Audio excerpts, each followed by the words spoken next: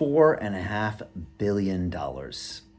That's what Andreessen Horowitz, one of the biggest venture capital firms, has just decided to invest in cryptocurrency, the blockchain. They're calling this the golden era of Web 3.0. They are doubling down on this space in a market that right now is kind of sideways and nobody knows what's going to happen.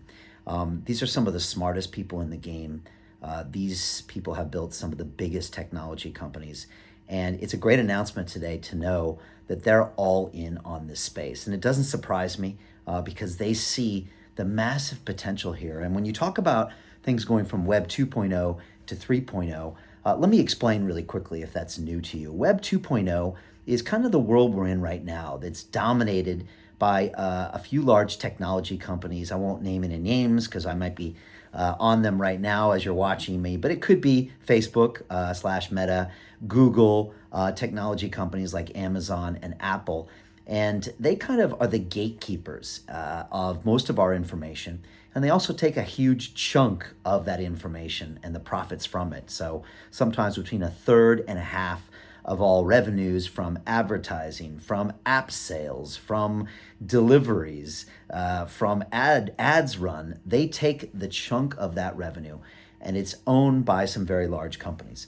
Web 3.0 is kind of going into the future where it's going to be more peer-to-peer and we're going to actually own our information in the future. And it was one of my guests, Yatsu of Enemuka Brands, that said, Brian, we've been involved in digital colonialism. So they've basically gotten us to give us their information and then they've sold it back to us and we buy it from them. And that's what happens every time you log on to Facebook or Google. They own all of your browsing data, which is basically your identity. And then they monetize that by serving up ads to you and you don't get paid for them and you don't own that information.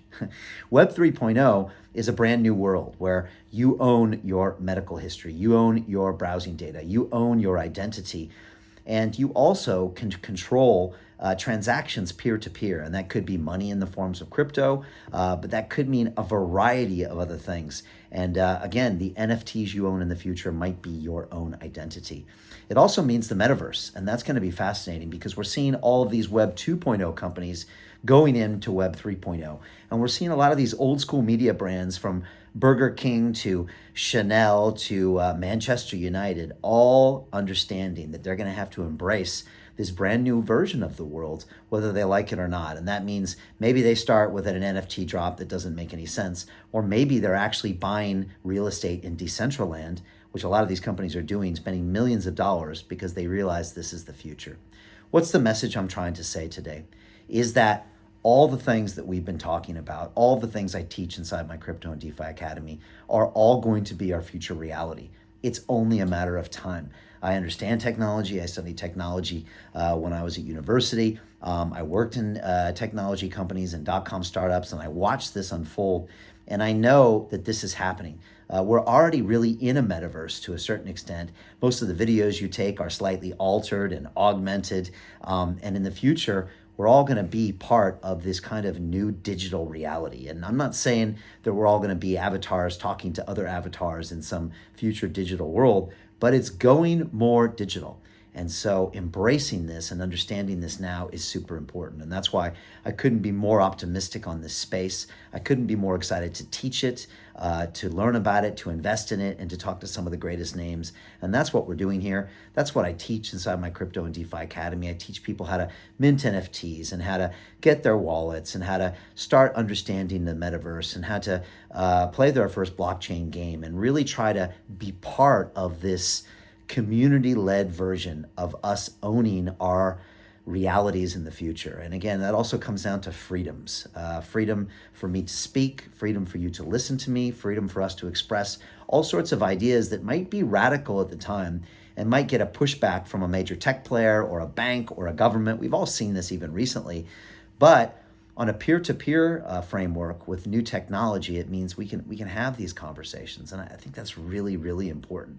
And it's something we've been proud to be doing here for over 10 years and something we're going to continue to do in the future with blockchain. So final message is The price of the Bitcoin this week or next month has nothing to do with the adoption of this technology. Andreessen Horowitz just put $4.5 billion behind that vision, and we're with them 100%.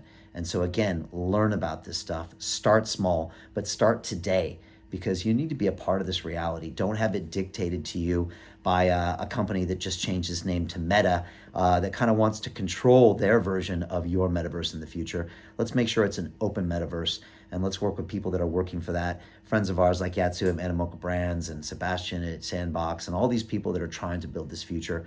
Let's do it together. Leave me your thoughts below. Tell me what you think about this Andreessen investment. Tell me what you think about crypto markets, NFTs, blockchain, gaming, metaverse.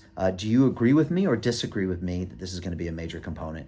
So leave me your comments and questions, and I'm going to keep putting these conversations out there. Let me know if you like them, if you want me to talk about different stuff, but I'm really enjoying talking to you all. So see you next time.